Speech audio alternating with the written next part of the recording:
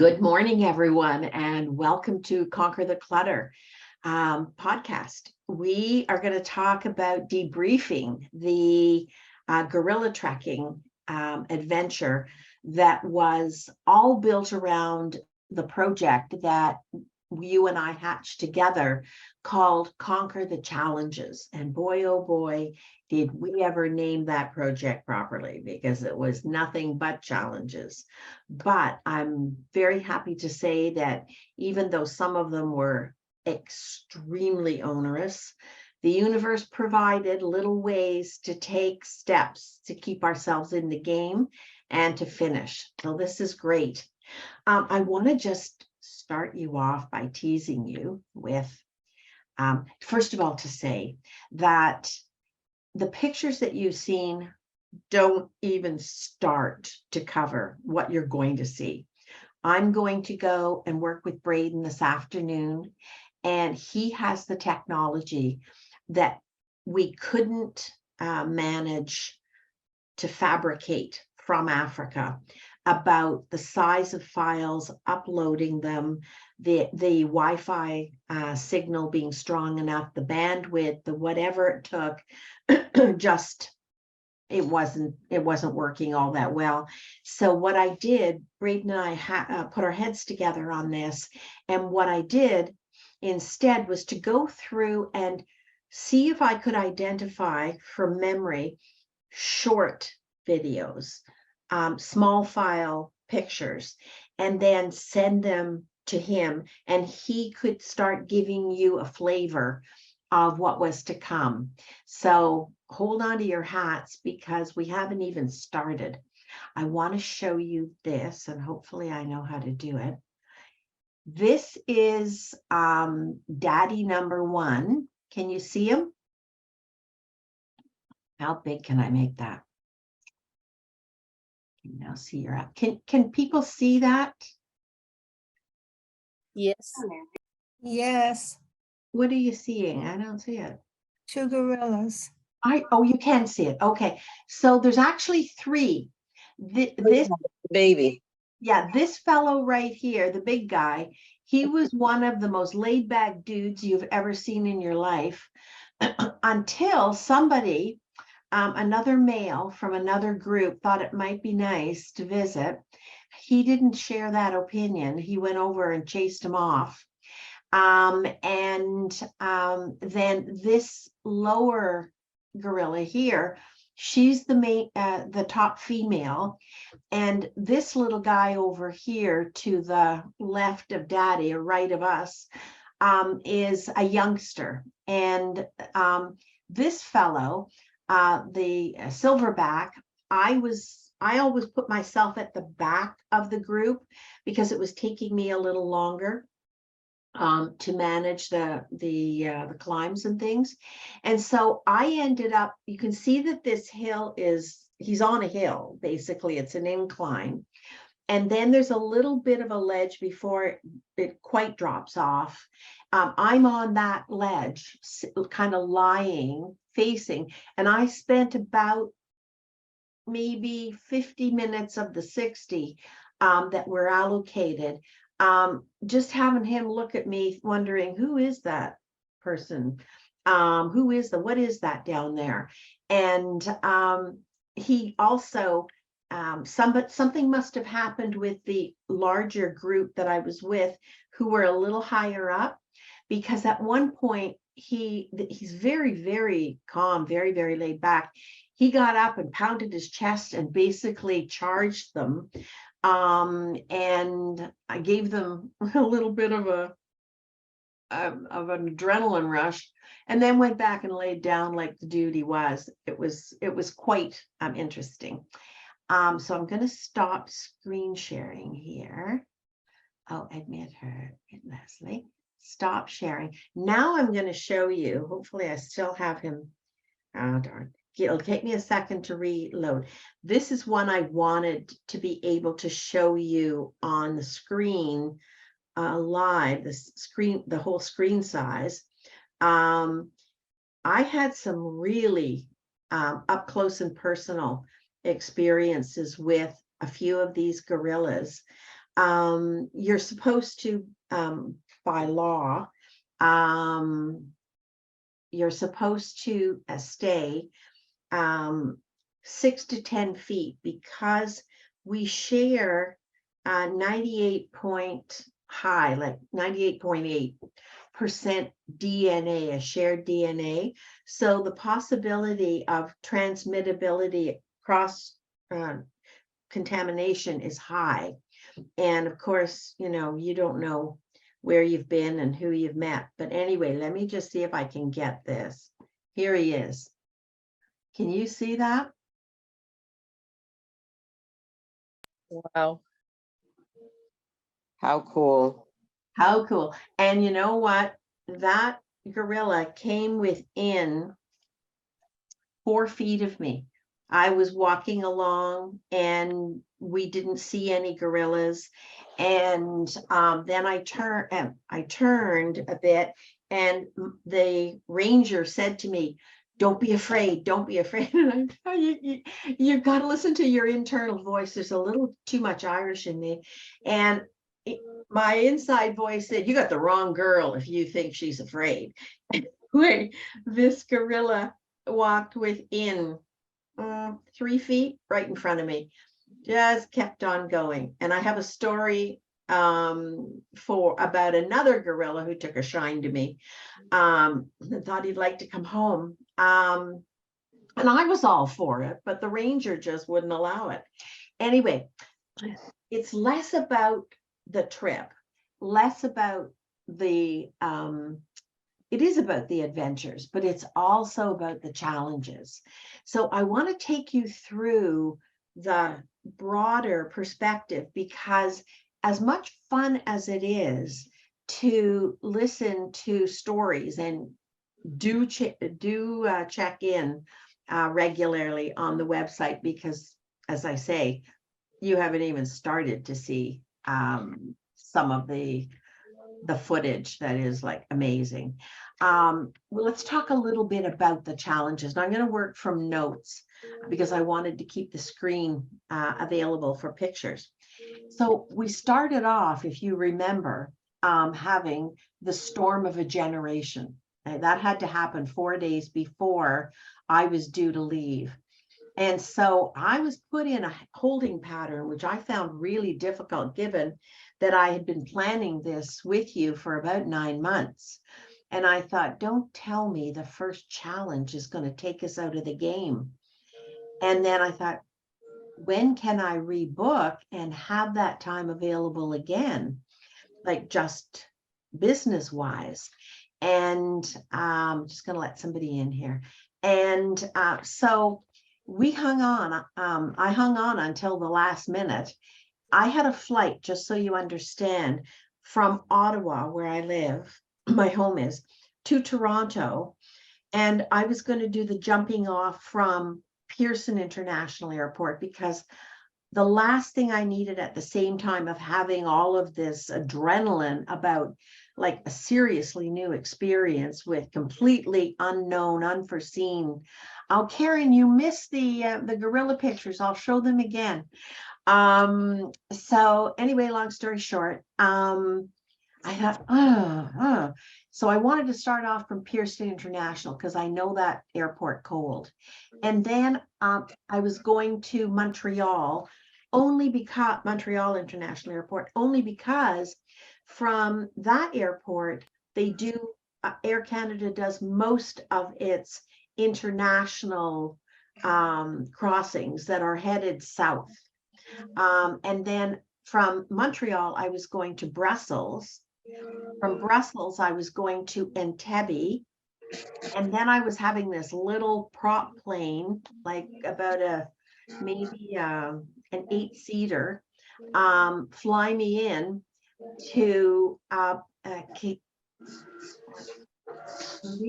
Kahili. And then a driver was coming, thank heavens for him.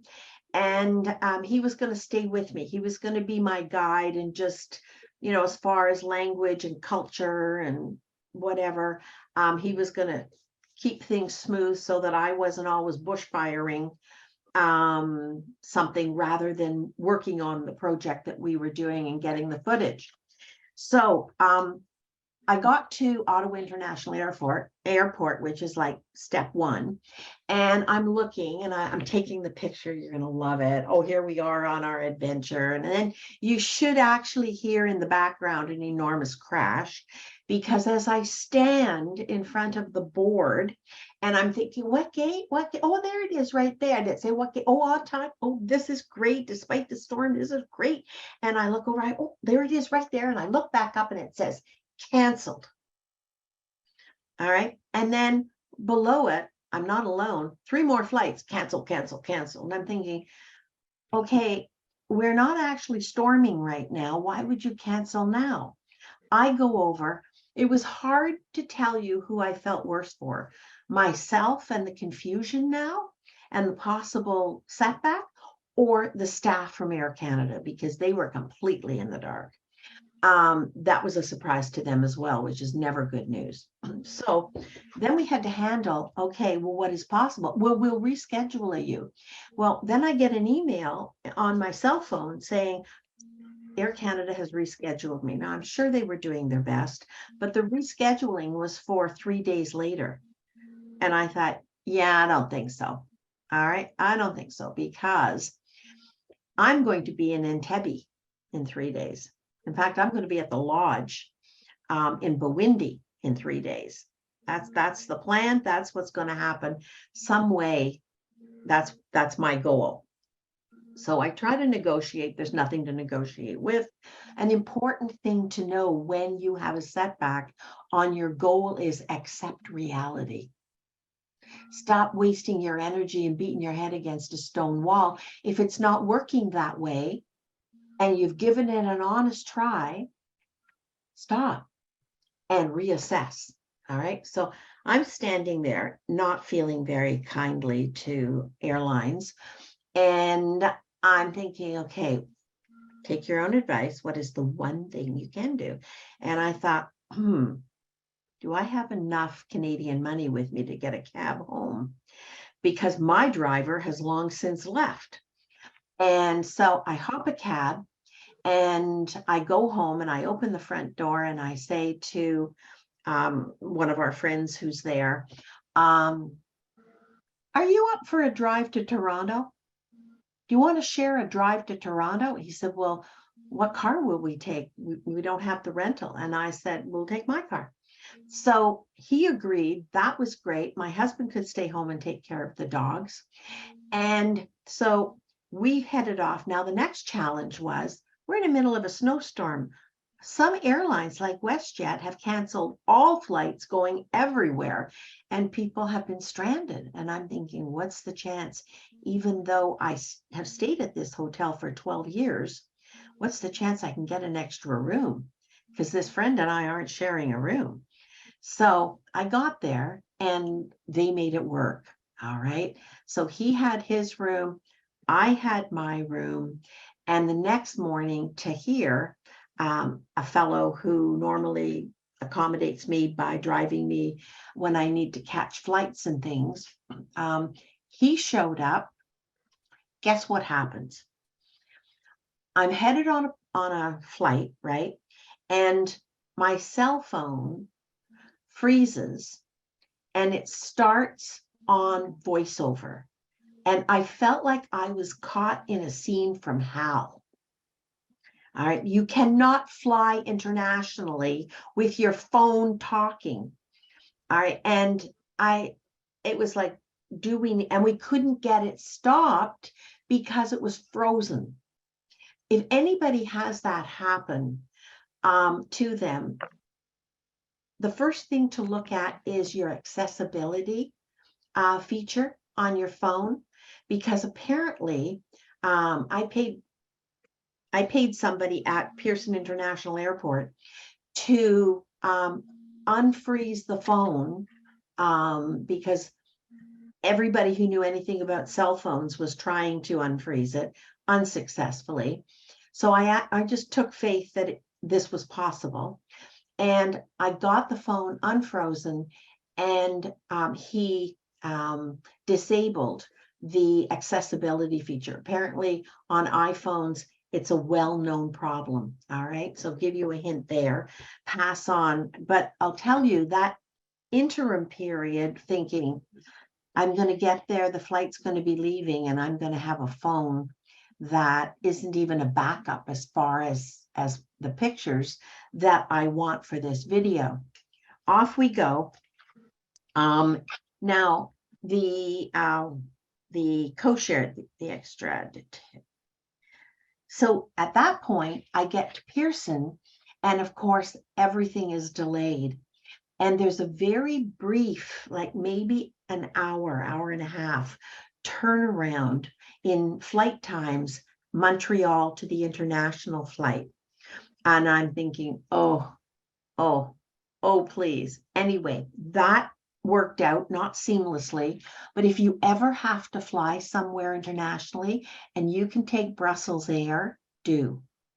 They were the highlight in the whole trip, there and back amid other chaos. So I get to, I want to just, the next challenge that happens is I get to Bwindi, the Mahogany Springs Lodge.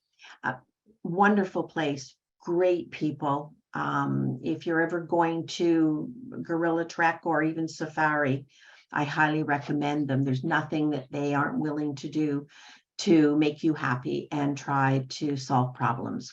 But there were problems. So they put me in, they call them cottages. I had my own little cottage. They put me in a cottage and I'm thinking, oh, great, I'm going to upload all those files.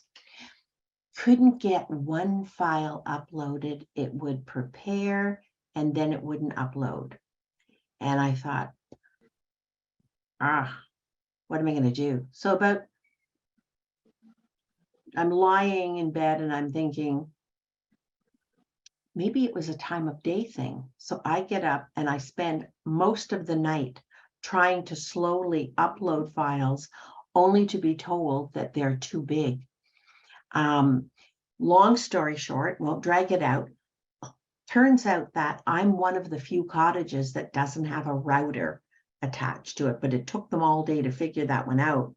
So I spent one of the days just concerned trying to problem solve this technical thing, because I know you guys are waiting for pictures at the other end. They put me in a cottage with a router right outside, and that improves things to the extent that you can upload little files. The problem is you don't know it's a little file until you spend a half hour waiting for it to prepare and go through its antics, only to tell you, oops. All right. So between the cottage and the lodge, which had a slightly higher capacity for uploading, that's who we should thank for the footage that did get out. Now, when I went into this, I knew what my limitations are. And when you have a challenge, whatever the challenge is, do the best pre-assessment so that it doesn't jump up and present itself as a problem, and accept reality. I am 74 and a half years old. All right. And even though most days I don't feel it, there is a time when there is a reckoning. I have a spinal fusion with a rod at the base of my spine, which means my hips don't work that well. I have a severely herniated disc. It's a stable one, but a severely herniated disc at the top of my neck. All right. I also have a left ankle that I have broken twice in the same place, and have been told you really need to have flat, stable footing. All of those were givens. All of those I had to factor in, which is why when you see, all right, the footage, you're going to see I've got support on this side, I've got support on this side, and I've got 4 other people to handle the technical thing so that I don't have to. Now, they're not carrying me. All they're doing is they're helping to make sure that I don't have any nasty surprises when I put my foot down, because Uganda has to have among the most uneven ground you have ever seen in your life. It is lush, it's beautiful, but it can be treacherous. All right. The other thing, too, was that my research was faulty. All right, I have to admit that my research was faulty in that Hafsa and I have been working out and training. I can probably walk 7, maybe on a good day, 10 kilometers. All right. I can't do it uphill. All right. And Uganda is mountainous. Okay.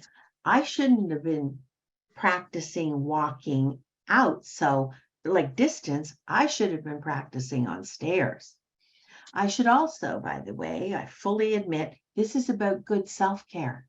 When you know you should be doing something, do it.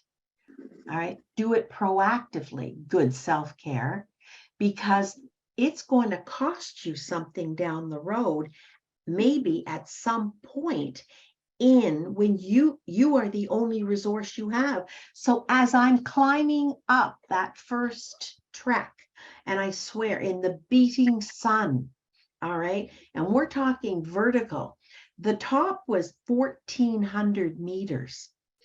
All right. And unfortunately, that day, the gorillas decided to be at about 1,000 meters. All right. And I'm climbing up with the help of these 2 people on either side, straight up, like straight up. All right.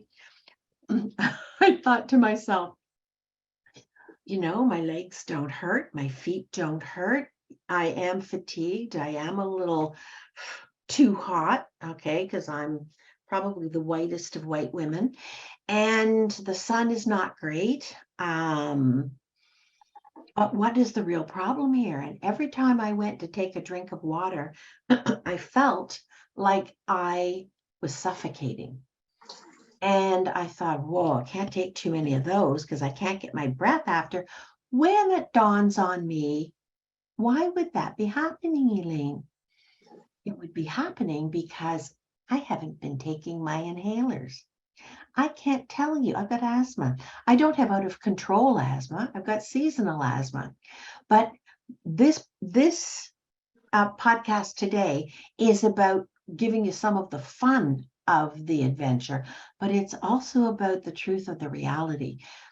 Are there things right now with respect to the goal or goals you have that you need to be engaging in good physical, mental, emotional self-care? And if there are, do it. All right, do it, because you can't stay in the game if you don't position yourself from your strongest point. And that requires good self-care, mentally, physically, and emotionally. Because the thing about a goal is you automatically feel insecure. You automatically feel vulnerable. And I've got a picture of myself, I swear. It isn't a pretty one, people, but it is going to be the face of this project. All right. I'll tell you about that another time. Anyway, long story short, there I went. Oh, but one thing did work out really well. And I know that you'll see the humor in this.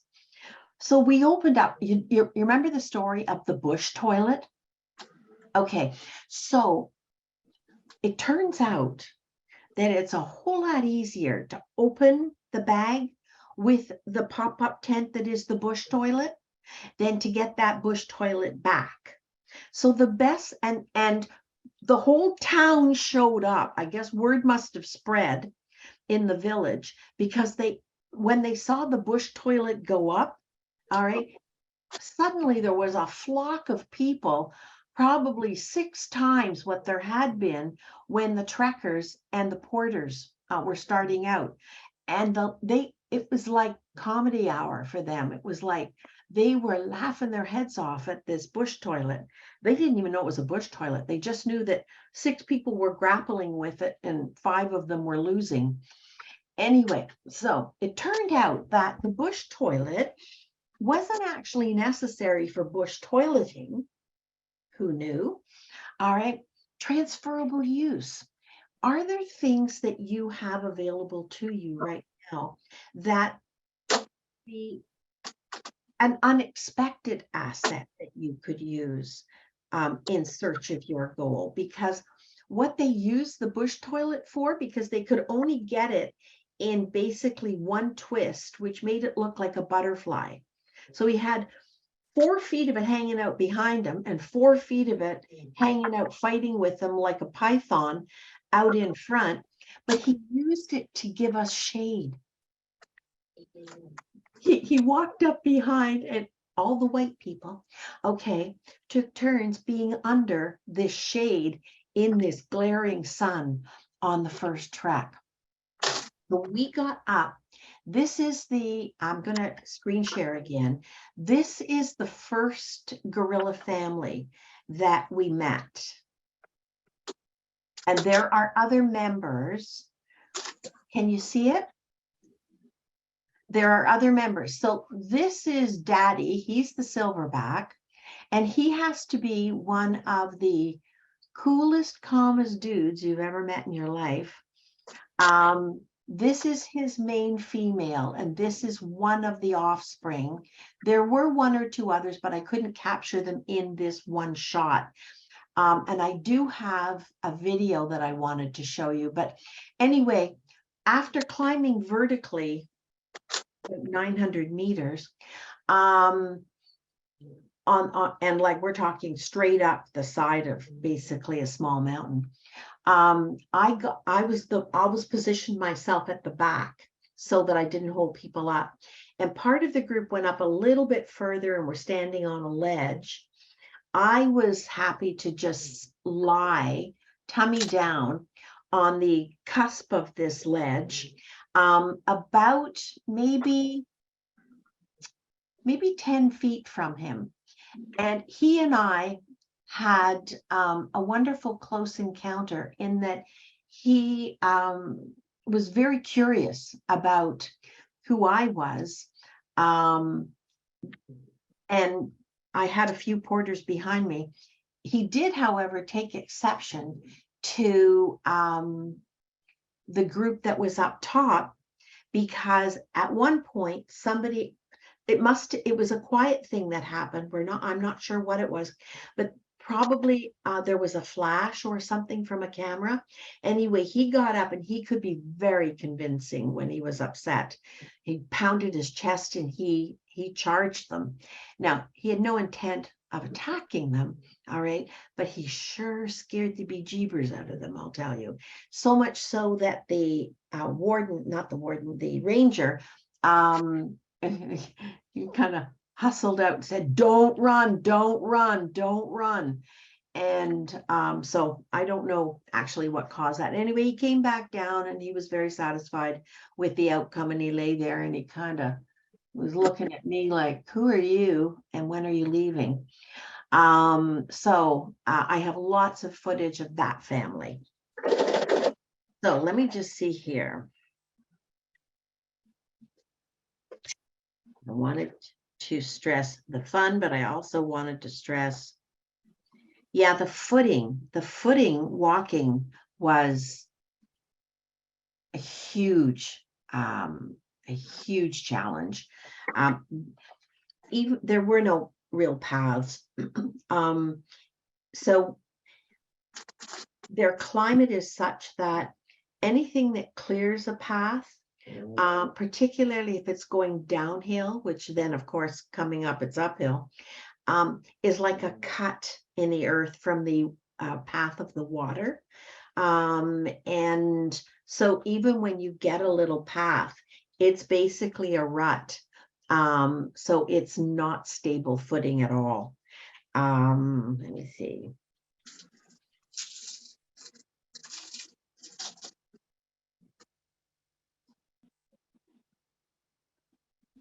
doing here? Don't want to miss anything. The second track, was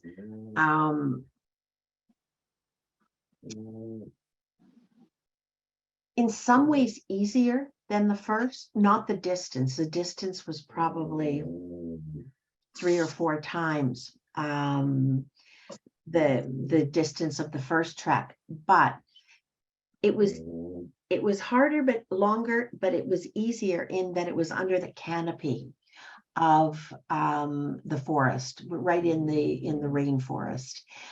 The footing was easier. It wasn't good, but it was easier because you could at least see what you were stepping on, sort of.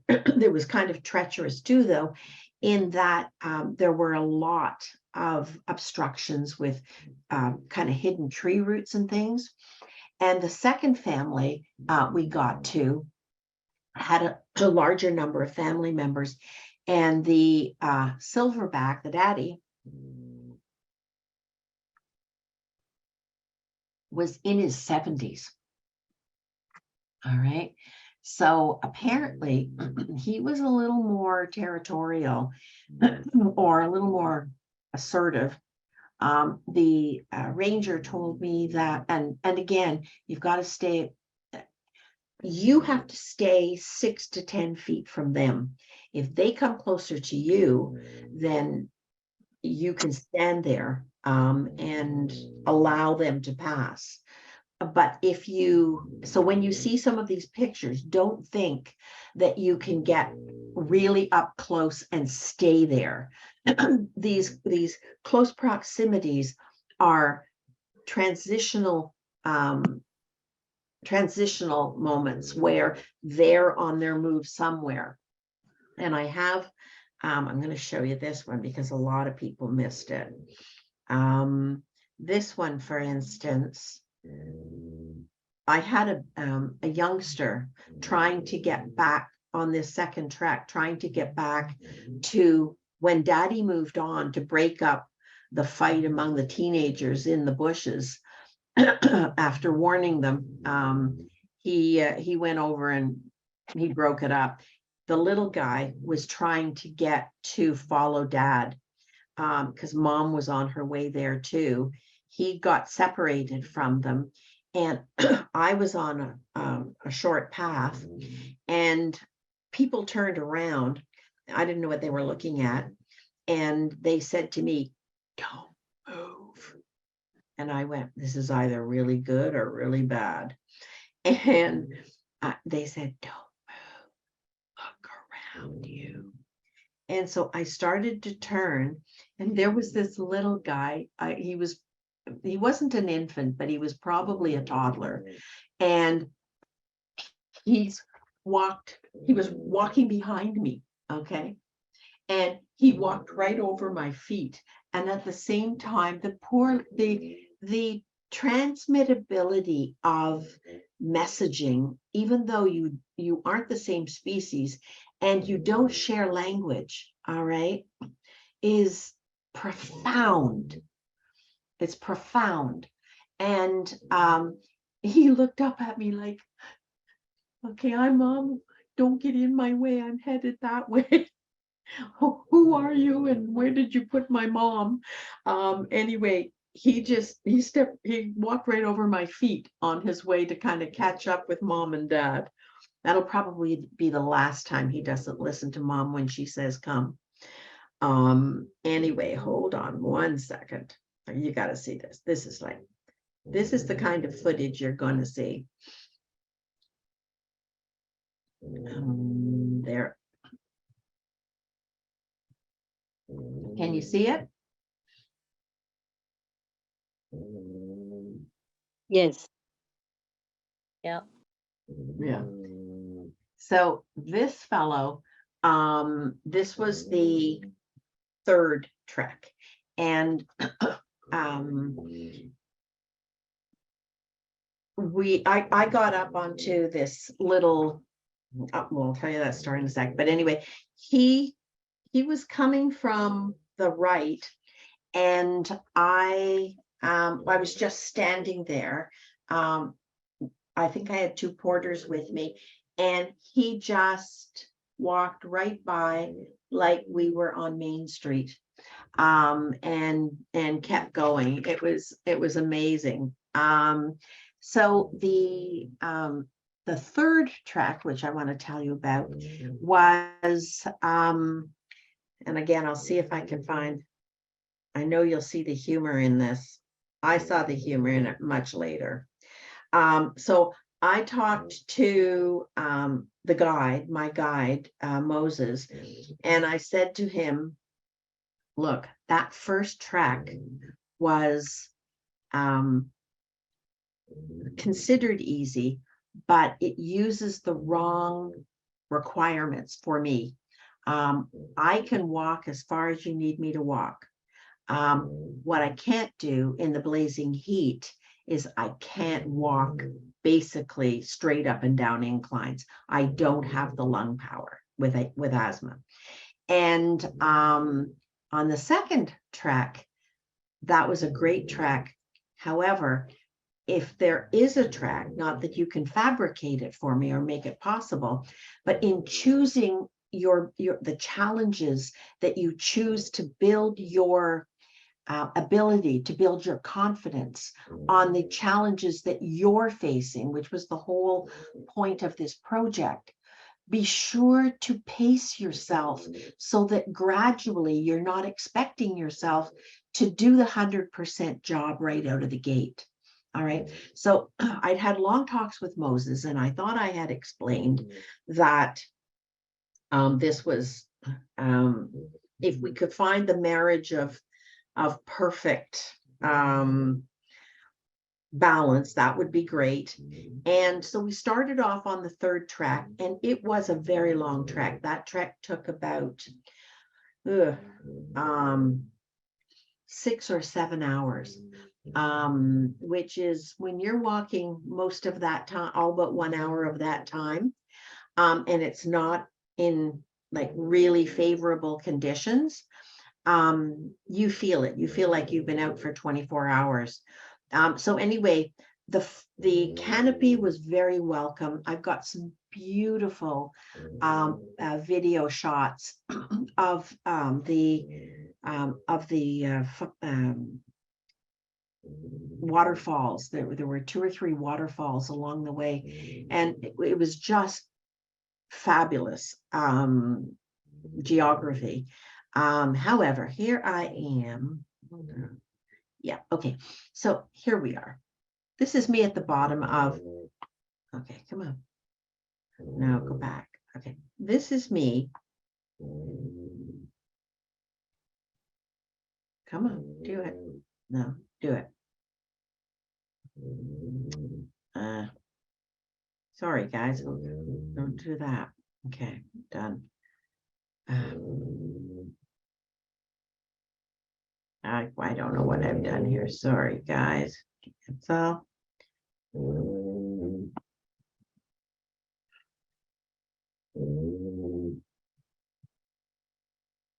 Maybe it's not as funny as I thought. Let me see what Okay, right now, we are literally climbing uphill through underbrush. And this project is called Conquer the Challenges. Right now, honestly, I'd like to give up. I'd like to kill whoever thought this was a good idea, because I explained to them that going up steep is not my strength and just not possible given my physical limitations. However, if it's midnight tonight, we're going to reach the top. And these are the people who are going to help me do it. But it might be 5 feet at a time. What do you need? Where is it? And how do you get enough of it to make a difference, eh? Yeah, that was a moment of truth. Then there was this face just prior to that. Where was the face just prior to that? I knew you'd see the humor in this. Where are we here now?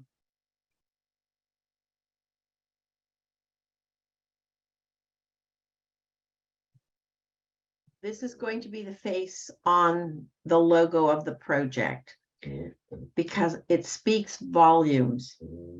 Come on, let's go.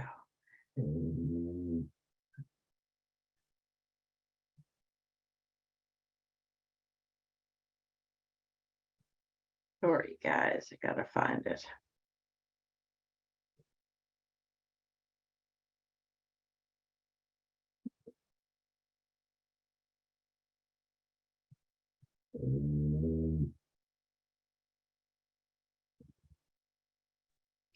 I noticed you were missing your lovely curls there.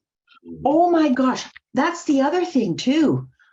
Oh yeah, I can't find it right now, but I will. It's hysterical.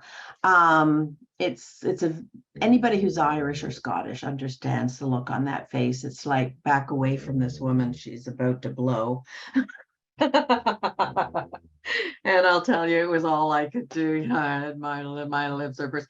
Yeah, no. Something really funny happened. I don't know what. From the time I got to Africa, usually in heat, my hair goes curly, curly, curly, curly. It was as straight as a board. It was like, hey, and I have no idea why. Even in hard water here, you know, it's not the best with the elements in it, but yeah, my hair was like, and I've got pictures of me waiting to catch my 20-minute after midnight flight where important things were happening and I was making short videos about them that I swear I would like to have, what do you call it when you redo a picture? Yeah, because who wants to own that face? And yeah, Photoshopped. Photoshop, that's it. Yeah, sure. Photoshop it. Yes, you can Photoshop the whole thing. You can put it on sale if you want to. I don't care. So long story short on this other, sometimes, you know, and this is what happened with me. This third trek was like nothing you'd ever even imagine. All right. Even people who were really young, really fit, really whatever, we literally, it was probably maybe 700 meters straight up. That's a distance, people. And there are no toe holds. There is no footing. There is no path. There is no incline where you can lie on it and catch your breath. You are literally pulling yourself on tree roots, on strong foliage, up this darn thing, trying to get any kind of footing against something that has taken root. All right. This wasn't my plan. All right. This was nothing I considered was going to be part of the trek. But I'll tell you, at that point, it was the devil in the deep blue sea. Okay. Can you do this? Hell no. Are you going to do it? Well, we're going to have to take this one on faith. And this was probably one of the most, this is the crux. Okay, I want you to, this isn't just a story. This is about what will hit you when you're trying to overcome your challenges. And they have nothing to do with gorillas. All right, nothing to do with no footing. It's that you have that moment where you come in contact with yourself. All right, and you go, do you know how to do this? Is it in your repertoire of experience? No. Are you going to do it? You don't have the confidence. You don't have that thing that says, well, you know, a cheery little part of yourself that says, you know, you did this, you did that. I did nothing. I did nothing that was anything similar to this at all. All right. And my research was like really bad. But I'm there encountering myself. And I had to ask myself the same question that I believe you ask yourself when you come up against your limits. And that is, do I give up? Do I fail? Or do I just keep going and literally one more step. Have I got one more step in myself? At the same time, whoever said, what do you need? Where is it? And how do you get enough of it to make enough of a difference? Was plugged into a power source when she thought that up, because many, many times, particularly on this last, and isn't it ironic that it was the last track? Isn't it ironic? Okay. I think that was a gift to me, because I had 6 porters with me, none of whom could help me. Not on this one. Not on this one. The best that they could do is save me from a really bad fall. They couldn't hold on to the roots for me. They couldn't find a toe hold for me. They could just save me maybe from injury. All right. And anyway, but they kept behind me saying, you can do it. Elaine, you can do it. Elaine, here, here's a branch over to the right. No, stop. Take your time. Take your time. They gave me, because when you are encountering these challenges, all right, whatever form they take for you, all right, you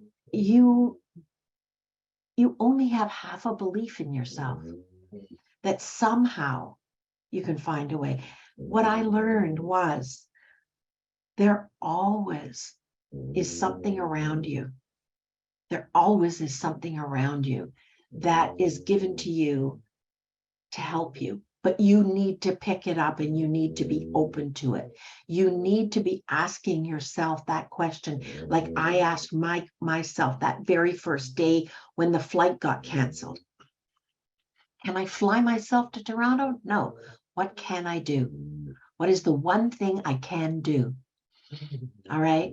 And I asked myself as I was hauling my sorry butt up that face of that, basically what felt like a mountain to me, what can I do?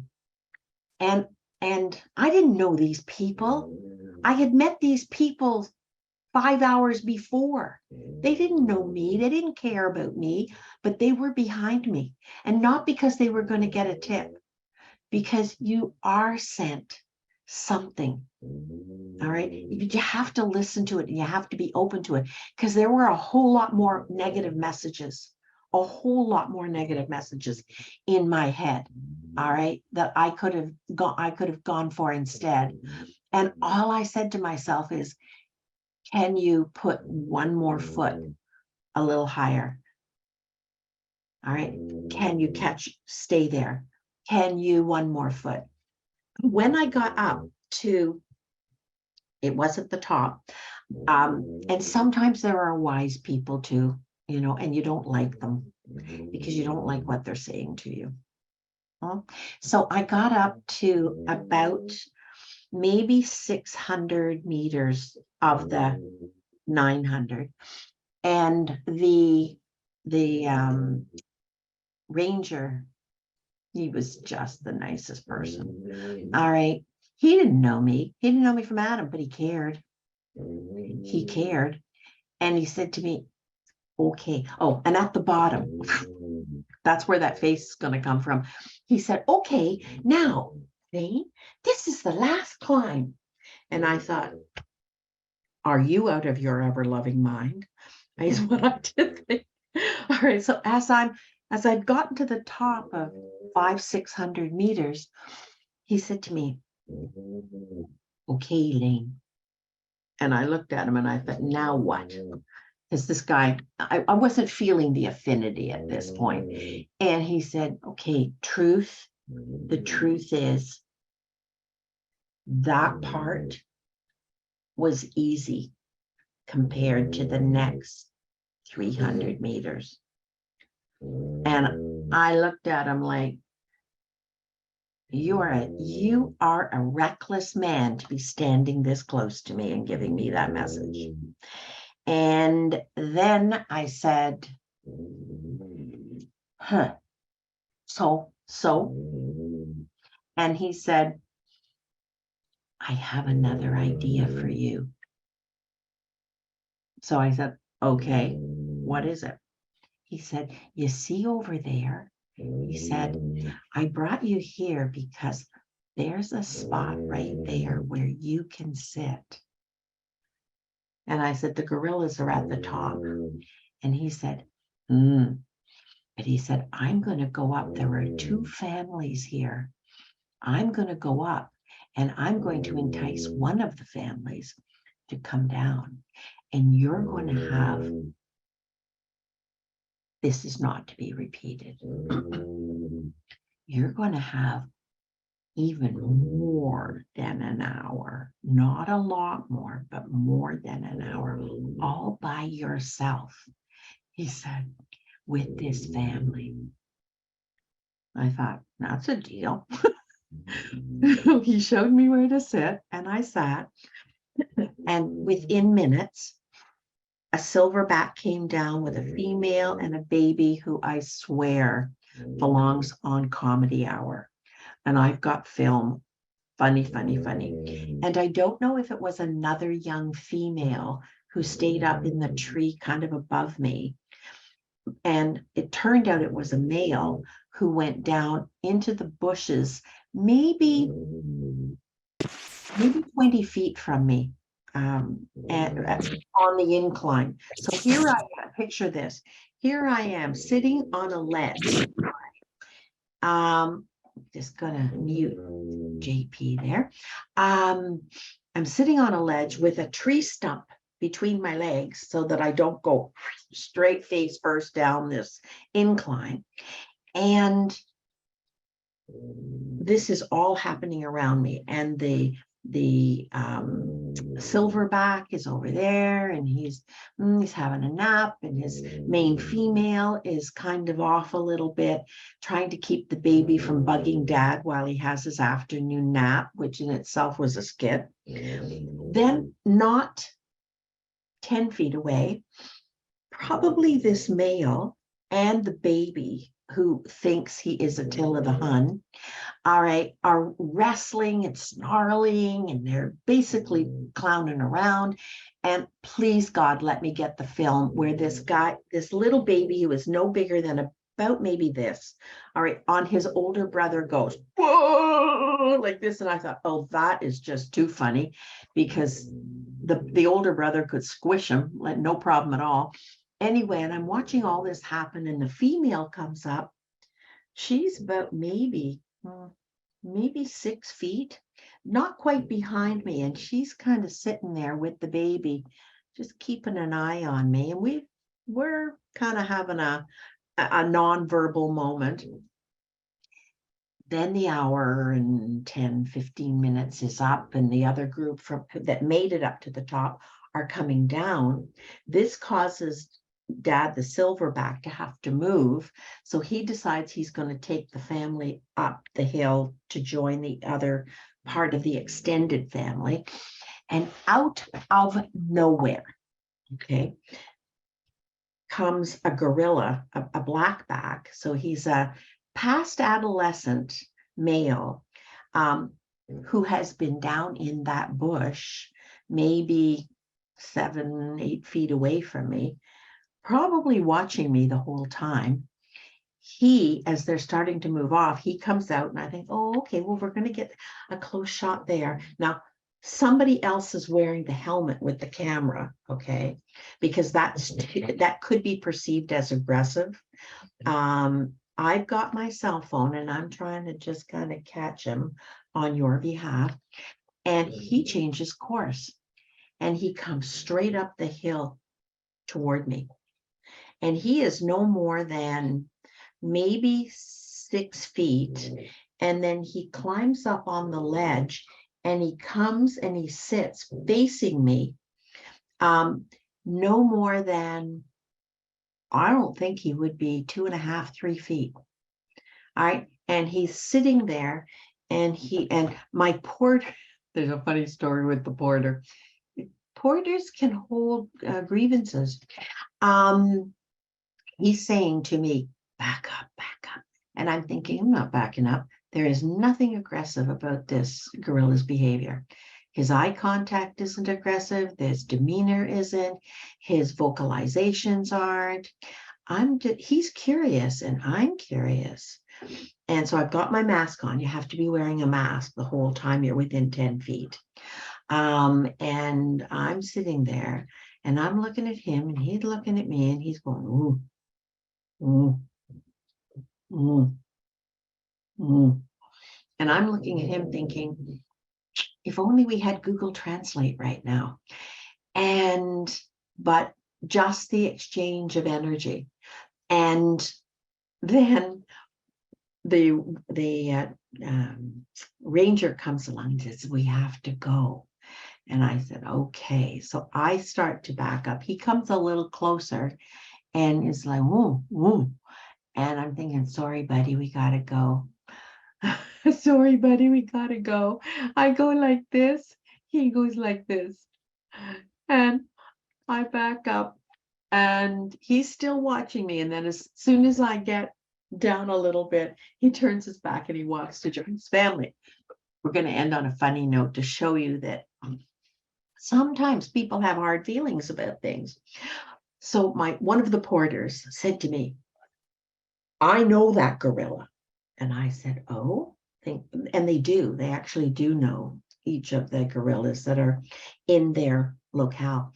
And he said, they use the word stubborn in a different way. He said, that is a very stubborn gorilla. And I said, it's a stubborn gorilla. What they mean is the gorilla has an attitude. All right. And he said, that gorilla. I said, really? You didn't look stubborn to me. And he said, that gorilla has been known to kick people.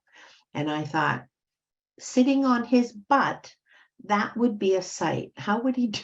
This is what I'm thinking in my mind. Huh? Okay, there's more to this story. This guy is heavily invested in this relationship with this gorilla.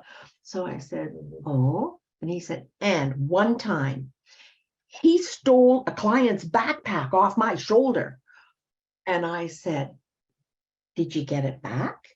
And he said, yes. And I said, then don't hold a grudge.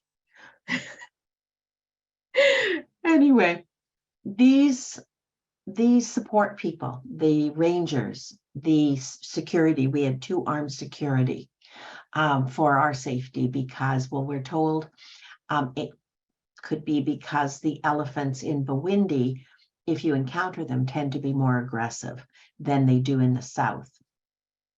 We didn't see any evidence of elephants, but also this particular locale is right on the cusp, where on the other side of this mountain is the Congo. And there are people who come over to poach and do other things. So, raid. So you have 2 armed security, you have a ranger who's in charge, and 2 actually. One is in charge and the other one is sort of support, and then as many porters as you feel you need. And they basically live on the support of the trekking and gorilla trekking industry. So I wish you the same good fortune and the same support from the people around you and the environment around you to when you're stuck, when you're facing a challenge and you really, I'm not just talking want to give up, I'm talking you want to give up, that you ask yourself one more question. Not just what do I need, where is it, and how do I get enough of it to make enough of a difference, but can I put one more step forward, even if I have to take a rest? All right. Can I put one more step forward in the direction that is most important to me to go? And then have faith in yourself and find the courage to allow yourself the possibility that each additional step will give you. Because right now, even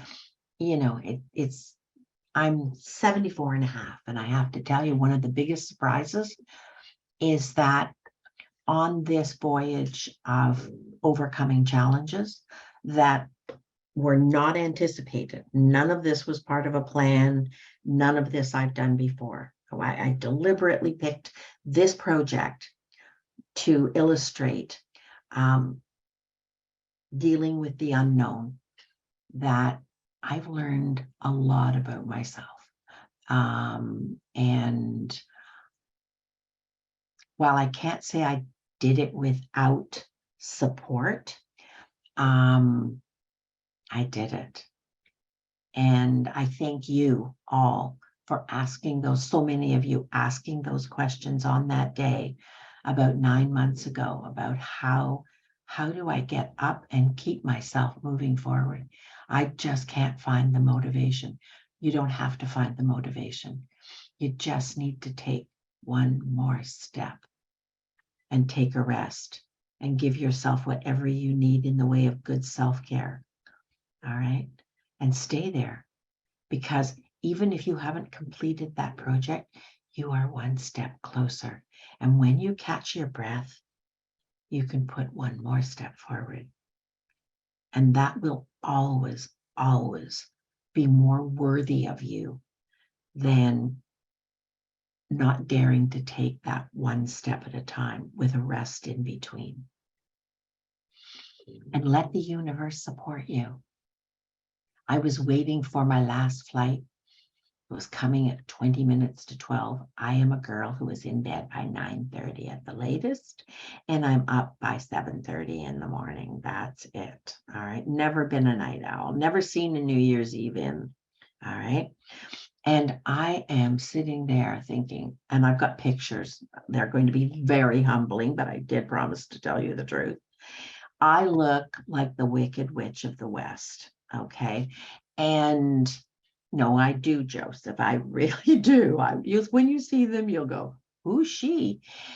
I was so dog tired and whipped by that point with fatigue that I was sitting in the lounge at the airline, and one of the servers came along and he said, would you like a drink? I said, oh no, I'd be curled up on the like this if I had any alcohol. He said, would you like a coffee? I thought, no. He said, would you like a cappuccino? And I said, oh, I wouldn't mind a cappuccino. Cappuccino wouldn't hurt. Anyway, he went off and he brought it back, and it wasn't just a cappuccino, okay? It was a cappuccino with a beautiful design that he had taken the time to create on the top of this. So it was like and I said, oh, thank you. And he said, I don't know exactly what the translation is, but he said, you're very welcome, Mama. You're very welcome, Mama. And I thought, that's right. That's why you're so tired. So anyway, take this for the next week, and some of the messages that I had to relearn and encounter with very little confidence that I could overcome. Determination, but very little confidence. Certainly not based on past experience. All right. And I would ask you to give yourself the same chance that I gave myself, because you deserve it. And you will get there. You will climb that sheer face. And there will be people and things there to help you and support you, and I will be one of them. I will see you next week. Woot woot. And stay tuned for the video footage, because Braden and I are working on it all afternoon, and more. I've got the whole pro camera. I had one successful upload, and I've got an SD card for every single day since then. So we'll see you next week. And in the meantime, we're going to roll out the footage. Take care, everybody. Thanks for coming.